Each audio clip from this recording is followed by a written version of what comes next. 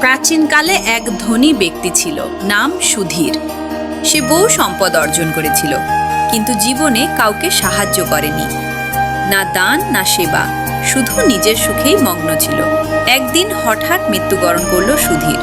তার আত্মা যাত্রা করল যমলোকের পথে। সেখানে সে পৌঁছাল চিত্রগুপ্তের দরবারে, যিনি প্রতিটি মানুষের জীবনের পাপ পুণ্য লিখে রাখেন। চিত্রগুপ্ত তার খাতা খুললেন। সেখানে সুধীরের নামের পাশে লেখা, দান শূন্য, দয়া শূন্য, অহংকার প্রচুর, অন্যায় চুপ থেকেছে। হ্যাঁ, চিত্রগুপ্ত বললেন, তুমি জীবিত থাকতে শুধু নিজের কথা ভেবেছ।